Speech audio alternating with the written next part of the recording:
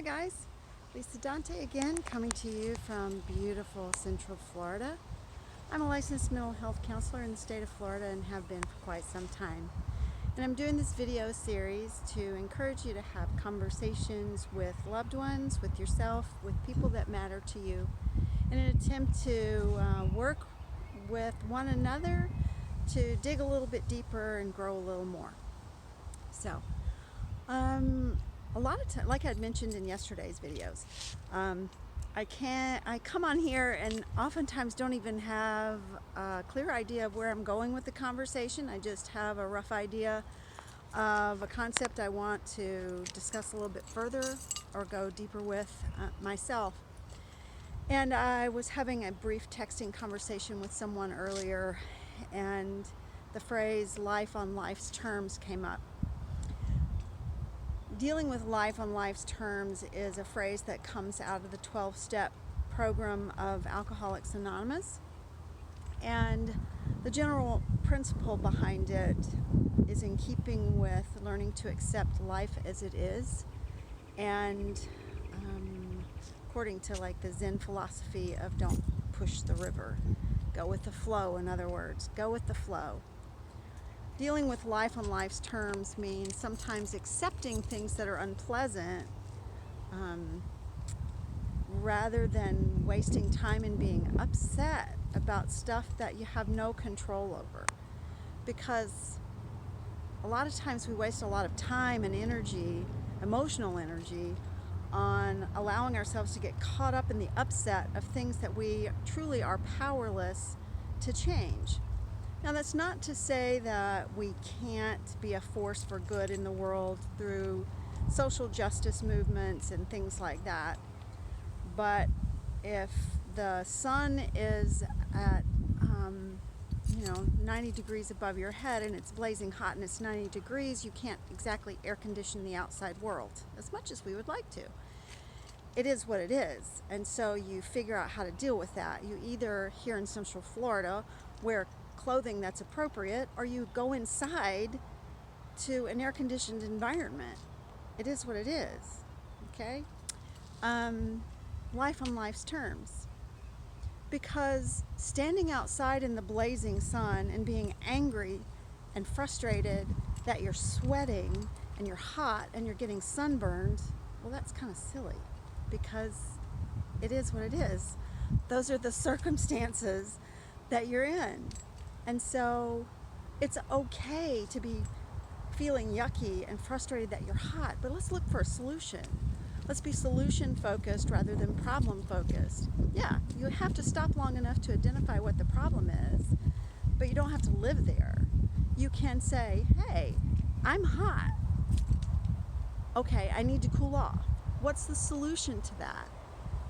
Let's look for it together. Because staying stuck in the problem and focusing on the negativity of the problem doesn't move you forward. And it doesn't feel good. So why stay there? The energy of looking for a solution is a lot more fun. A lot more fun. And we can be frustrated in our endeavors to find a solution, but we can still have fun along the way. Think about Thomas Edison looking for the solution to creating light using electricity and coming up with that. There were a lot of failures, but he continued to push forward, compelled by what he learned in his failures along the way to solve the problem. So I have no doubt he had moments of frustration, probably felt it, picked up the next day and kept going. I have no doubt that that happened, because that's just the human condition. So, being solution focused means taking what we learned from the mistakes that we made and looking for a solution so that we don't make the mistakes again, so that we can do things differently, particularly, like I've been talking about, in relationships. Being solution focused, problem solving, focusing on the positive. What am I doing right? What am I doing well? What can I do better? What didn't work? What do I need to change? What do I need to change within myself? Because that's the only place that I can affect change, is within me. Because sometimes the what is in the world around us, life on life's terms, I'm not powerful enough to affect change in the out there. So I have to focus on what I can change in me, not the outside world. Attitude is everything, they say. And so, sometimes the only change I can make is in my attitude about the what is. There's also a line in the Big Book of Alcoholics Anonymous that says, acceptance is the key to all my life's problems today. Acceptance is the key to all my life's problems today. Acceptance is not the same thing as resignation. Acceptance is not